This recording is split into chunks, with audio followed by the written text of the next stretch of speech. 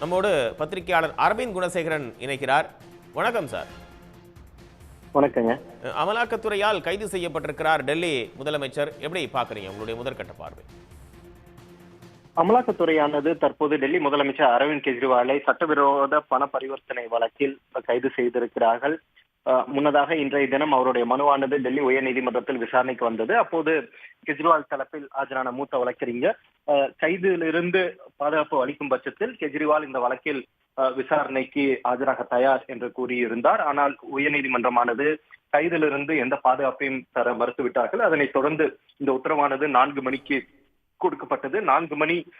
மாலை 4 மணி வந்த உத்தரவை தொடர்ந்து சரியாக 6:30 மணி அளவில் அமலாக்கத்துறையினர் டெல்லி முதலமைச்சர் அரவிந்த் கெஜ்ரிவாலின் இல்லத்திற்கு சென்று அவருடைய வீட்டில் சோதனையை துவங்கினார்கள். சோதனை முடிந்ததை தொடர்ந்து அவரிடம் அவருடைய ஸ்டேட்மெண்ட் எனப்படும் அவருடைய வாக்குமூலமானது பதிவு செய்யப்பட்டது. அதனைத் தொடர்ந்து தற்போது அவர் கைது செய்யப்பட்டிருக்கிறார்.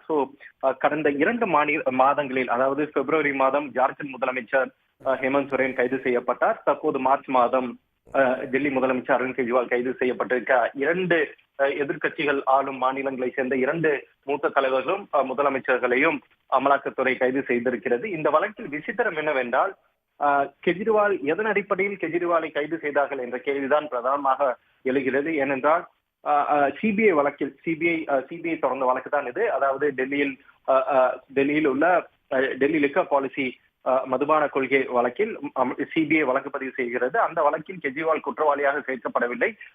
சிபிஐ அவரிடம் விசாரணை நடத்தியிருந்தார்கள். அந்த விசாரணையிலும் அவர் ஒரு விட்னஸாகத்தான், ஒரு சாட்சியாகத்தான் அவருடைய ஸ்டேட்மெண்ட் ஆனது செக்ஷன் 161 சிஆர்பிசியில் பதிவு செய்யப்பட்டது. ஆனால் அமலாக்கத்துறை தற்போது இவரை குற்றவாளியாக சேர்த்து இன்றைய தினம் அவரை கைது செய்திருக்கிறார்கள். ஆம் ஆத்மி கட்சியை பொறுத்தவரை டெல்லி முதலமைச்சர் அரவிந்த் கெஜ்ரிவால் இந்த மதுபான கொள்கை தொடர்பான எந்த முடிவும் அவர் எடுக்கவில்லை. ஏனென்றால் அந்த துறையானது அவருக்கு கீழ் வரவும் இல்லை.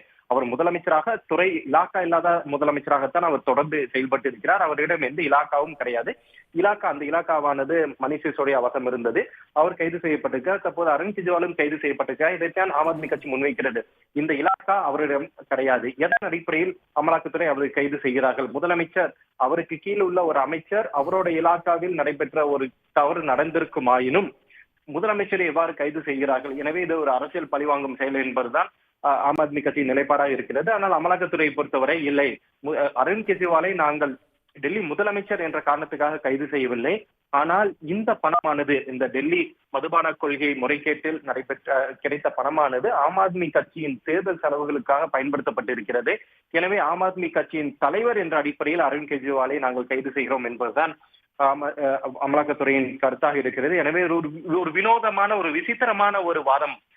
இந்தியாவோட அரசியல் வரலாற்றில், இந்த ஹிஸ்டரி ஆஃப் இந்தியன் பொலிட்டி, இந்தியாவோட அரசியல் வரலாற்றில் ஒரு அரசியல் கட்சியை குற்றவாளியாக சேர்ப்பதும், அந்த அரசியல் கட்சிக்கு பணம் கிடைத்திருக்கிறது, எனவே அந்த அரசியல் கட்சியின் தலைவரை குற்றவாளியாக, அதன் காரணமாக அந்த அரசியல் கட்சியின் தலைவரை குற்றவாளியாக இணைப்பது என்பது இந்திய அரசியல் வரலாற்றிலேயே ஒரு வினோதமானது. தற்போதுதான் இது போன்ற நாம் பல வினோதங்களை பார்த்து வருகிறோம். இன்று காலை காங்கிரஸ் கட்சி ஒரு குற்றச்சாட்டை முன்வைத்திருக்கிறது. 7 வருடங்களுக்கு முன்பு நடைபெற்ற கடந்த 2014-15 ஆண்டு தொடங்கி 2020-21 ஆண்டு வரைக்குமான காங்கிரஸ் கட்சியின் வரவு செலவு கணக்குகளில் சரியாக வரவு செலவு கணக்குகளை தாக்கல் செய்யவில்லை என கூறி அந்த வருமான வரி கணக்குகளை மீண்டும் ஓபன் செய்து மீண்டும் ஆய்வு செய்து வருகிறார்கள் வருமான வரித்துறையினர். அதன் காரணமாக காங்கிரஸ் கட்சியின் வங்கி கணக்குகள் முடக்கப்பட்டிருக்கிறது என காங்கிரஸ் கட்சி குற்றச்சாட்டை முன்வைக்கிறது. இது போன்ற ஒரு வினோதங்கள் நடைபெற்றதே கிடையாது. ஏன்னா அரசியல் கட்சிகளுக்கு என செக்ஷன் 13 இன்கம் டாக்ஸில் அரசியல் கட்சிகளுக்கு என விலக்கு அளிக்கப்பட்டிருக்கிறது. அதனையும் தாண்டி இல்லை, நீங்கள் வருமான வரி கணக்கை தாக்கல் செய்ததில் சற்று 1 மாத காலம் தாழ்த்தி தாக்கல் செய்திருக்கிறீர்கள், எனவே உங்களுக்கு அந்த வருமானத்திற்கு நீங்கள் வரி கட்டியே ஆக வேண்டும் என இது போன்ற ஒரு நோட்டீஸை கொடுக்கிறார்கள் பிரதான எதிர்கட்சியான காங்கிரசுக்கு. டெல்லியில் பார்த்தமையாயின் இந்த மதுபான கொள்கையின் முறைகேட்டில் கிடைத்த பணத்தை ஆம் ஆத்மி கட்சி தேர்தலுக்காக செலவழித்திருக்கிறது. எனவே அந்த கட்சியின் தலைவர் அதற்கு பொறுப்பேற்று அவரை கைது செய்கிறோம் என்கிறார்கள். எனவே இது அனைத்தும் ஒரு வினோதமான, ஒரு விசித்திரமான ஒரு நடைமுறை அமலாக்கத்துறையும் வருமான வரித்துறையும் முன்வைக்கிறார்கள். குறிப்பாக அமலாக்கத்துறையை தான் நாம் கேள்வி வைக்க வேண்டும். அமலாக்கத்துறைக்கு என்ன ஒரு சட்டத்தில் அதிகபட்சமான ஒரு அதிகாரத்தை சட்டத்தில் கொடுத்திருக்கிறார்கள். அதனை தொடர்ந்து அமலாக்கத்துறை யாரை வேணுமானாலும் கைது செய்யலாம், எப்படி வேணுமானாலும் கைது செய்யலாம். கைது செய்தால் அவர்களுக்கு ஜாமீன் கிடைப்பதற்கு 1 வருடத்துக்கு மேலாகும். எனவே அது அதையும் பயன்படுத்தி அமலாக்கத்துறை இது போன்ற நடவடிக்கைகள் அத்துமீறல்கள் தான் இது சொல்ல வேண்டுமே தவிர அவர் எந்த ஒரு ஃபைலிலையும் அவர் கையெழுத்திடவில்லை. அவரோட இலாக்கா கிடையாது. ஏன் அவரை கைது செய்கிறார்கள்? ஆம் ஆத்மி கட்சியின் தலைவர் என்ற காரணத்துக்காக கைது செய்கிறார்கள். வினோதமானது, விசித்திரமானது, ஜனநாயகத்துக்கு ஆபத்தானது என்றுதான் அனைத்து எதிர்க்கட்சிகளும் தங்களுடைய கருத்தை முன்வைக்கிறார்கள். உச்ச நீதிமன்றமும் நீதிமன்றங்களும் இந்த வழக்கை எவ்வாறு கையாள்கிறது என்பதை பொறுத்திருந்து பார்ப்போம். குணசேகரன் சார், இப்போ ஒரு முதலமைச்சராக இருக்கக்கூடிய நிலையில அவர் மீது இந்த கைது நடவடிக்கை அப்படின்றது எடுக்கப்பட்டிருக்கு. இப்போ அவருடைய முதலமைச்சர் பதவிக்கு என்ன ஏதும் ஆபத்து இருக்கிறதா அப்படின்ற கேள்வி எழுதல. இதுல அவர் முதலமைச்சராக தொடர்வார், சிறையில் இருந்தாலும் அவரே முதலமைச்சர் என்பதுதான் ஆம் ஆத்மி கட்சியின் நிலைப்பாடாகவும் இருக்கிறது. நாம் பேசிய நமக்கு கிடைத்த தகவலும் அவ்வாறு நமக்கு தெரிவிக்கின்றன. அவர் சிறையில் இருந்தாலும் அவரே முதலமைச்சராக செயல்படுவார் என்பதில் ஆம் ஆத்மி கட்சி தெளிவாக இருக்கிறது. அப்படிதான் நடக்கும் என்றும் தெரிகிறது. டெல்லி என்பது ஒரு முழுமையான மாநிலம் கிடையாது. புதுச்சேரி எவ்வாறோ அதே போலதான் டெல்லி. புதுச்சேரியை விட டெல்லியில் இருக்கும் அதிகாரங்களானது முழுமையாக மத்திய அரசு வசம்தான் இருக்கிறது. அதிலும் தற்போது புதுசாக ஒரு சட்டத்தை கொண்டு வந்திருக்கிறார்கள். டெல்லியில் எந்த முடிவை எடுக்க வேண்டுமாயினும் அதுக்குன்னு ஒரு கமிட்டியை நியமித்திருக்கிறார்கள். எப்படி மாநிலத்தில் ஒரு கேபினெட் அமைச்சரவை இருக்கிறதோ, டெல்லியிலும் அதே போல ஒரு அமைச்சரவை இருக்கிறது. ஆனால் அந்த அமைச்சரவைக்கு எந்த அதிகாரமும் கொடுக்காமல் ஒரு குழுவை அமைத்திருக்கிறார்கள். ஏனால் டெல்லி முழுமையாக மத்திய அரசின் கீழ் வருவதால் ஒரு குழுவை அமைத்திருக்கிறார்கள். அந்த குழுவில் சீஃப் செக்ரட்டரி இருக்கிறார், அந்த குழுவில் ஹோம் செக்ரட்டரி இருக்கிறார். அந்த சீஃப் செக்ரட்டரியும் ஹோம் செக்ரட்டரியும் மத்திய அரசால் நியமிக்கப்படக்கூடியவர்கள். அந்த இருவர் இருக்கிறார்கள். முதலமைச்சர் 3வது நபர். எனவே எந்த முடிவு எடுத்தாலும் இந்த மூவரும் ஒன்று கூடிதான் முடிவெடுக்க முடியும். எனவே தற்போதே டெல்லி அமைச்சரவைக்கும் சரி, டெல்லி முதலமைச்சருக்கும் சரி எந்த அதிகாரமும் கிடையாது. ஆனால் தற்போது இந்த கைதுக்கு பிறகு ஆம் ஆத்மி கட்சி அவர் சிறையில் இருந்தாலும் அவரே எங்களுடைய முதல்வர், அவரோட தலைமையில் தான் இந்த அரசு நடைபெறும், அவர் முதலமைச்சராக தொடர்வார் என தெரிவித்திருக்கிறார்கள். எனவே இதனை பயன்படுத்தி துணைநிலை ஆளுநர் கான்ஸ்டிடியூஷனல் கிரைசிஸ், இது ஒரு அரசியல் சாசனத்துக்கு எதிராக இந்த அரசு செயல்படுகிறது, எனவே இந்த ஆட்சியை கலைக்க வேண்டும் என்ற பரிந்துரையும் செய்யலாம். பரிந்துரை செய்தாலும் நாம் ஆச்சரியப்படுவதற்கு ஒன்றுமில்லை. ஏனால் எத்தனை நாம் கண்டுவிட்டோம்.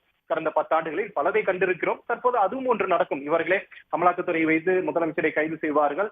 கைது செய்தது பிறகு டெல்லியில் சட்டத்துக்கு புறம்பாக ஆட்சி நடைபெறுகிறது என கூறி ஆட்சியை கலைக்கவும் நேரிடும். கலைக்காமல் நான் முன்பே கூறியது போல அந்த குழுவை வைத்து ஹோம் செக்ரட்டரி, சீஃப் செக்ரட்டரியை வைத்து மட்டுமே ஆட்சியை நடத்தவும் அவர்களால் முடியும். ஏனென்றால் அதற்கேற்ற மாதிரிதான் ஒரு சட்டத்தை கடந்த 6 மாதத்துக்கு முன்பாக கொண்டு வந்திருக்கிறார்கள். எனவே பல விசித்திரங்களை, பல வினோதங்களை பார்த்தாயிற்று. தற்போது அதையும் நாம் பார்க்க வேண்டி இருக்கும் என்றுதான் தெரிகிறது.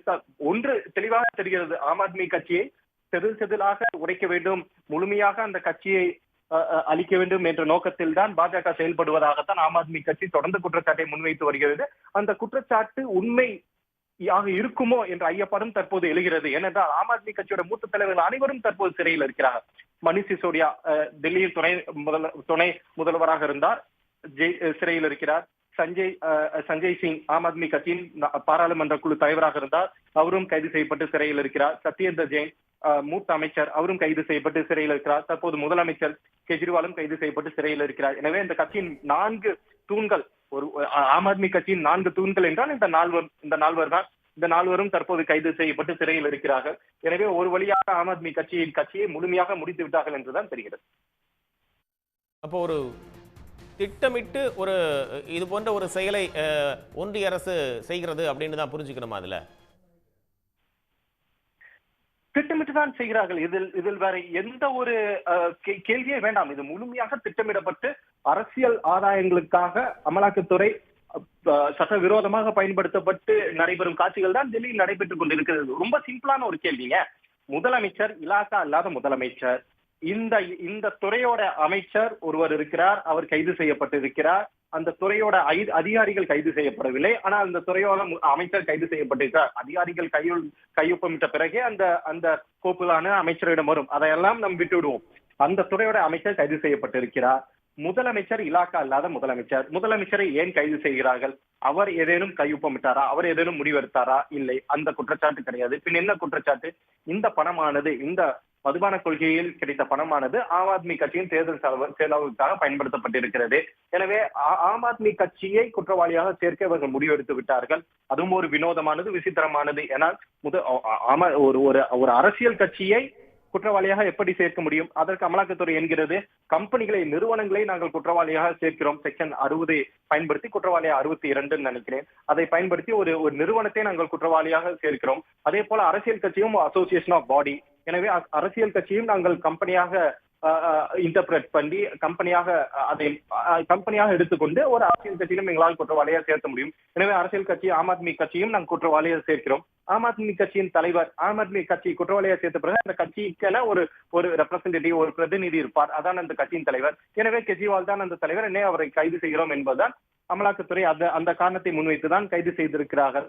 எனவே இது திட்டமிடாமல் செய்வதற்கு வாய்ப்பில்லை. நன்கு திட்டமிடப்பட்டு ஒவ்வொரு தலைவராக சத்யேந்திர ஜெயினை கைது செய்தார்கள். அதனைத் தொடர்ந்து மணீஷ் சிசோடியாவை கைது செய்தார்கள். அதனைத் தொடர்ந்து மூன்றாவதாக சஞ்சய் சிங்கை கைது செய்தார்கள். தற்போது நான்காவதாக டெல்லி முதலமைச்சர் கெஜ்ரிவாலையும் கைது செய்திருக்கிறார்கள். கெஜ்ரிவால் கைது செய்ததை தொடர்ந்து ஆம் ஆத்மி கட்சியுடைய மூத்த தலைவர் அனைவரும் கைது செய்தாகிவிட்டது. தற்போது அந்த கட்சி எவ்வாறு பிரச்சாரம் செய்ய இருக்கிறது, எதுவும் புரியாத ஒரு புதிர்தான். அந்த கட்சி எவ்வாறு இந்த தேர்தலில் பிரச்சாரம் செய்ய இருக்கிறார்கள் என்பதும் தெரியவில்லை. ஆனால் ஒரு நன்கு திட்டமிடப்பட்டு ஒரு பெர்ஃபெக்ட்லி பிளான்ட் அண்ட் கம்ப்ளீட்டட் மிஷனாகத்தான் இது பார்க்க முடிகிறது. மிகவும் ஒரு இந்த திறமைக்காக வேண்டும் இவர்களை பாராட்ட வேண்டும். ஏனால் இது போன்ற ஒரு திட்டத்தை தீட்டி எந்த நீதிமன்றத்திலும் சறுக்கல்கள் இல்லாமல் இது போன்ற ஒரு அழகா ஒரு திட்டத்தை தீட்டி அனைவரையும் சரி செய்துவிட்டு இது போன்ற ஒரு அரசியல் கட்சியை முழுமையாக காலி செய்வது என்பது அதுக்கும் ஒரு தனித்திறமை வேண்டும். இவர்களுக்கு தான் அந்த திறமை கிடைத்திருக்கிறது. நன்றி அரவிந்த் குணசேகரன், பல்வேறு பார்வைகளை முன்வைத்தமைக்காக நன்றி. உடனுக்குடன் செய்திகளை தெரிந்து கொள்ள சன் நியூஸ் பெல் ஐகானை கிளிக் பண்ணுங்க.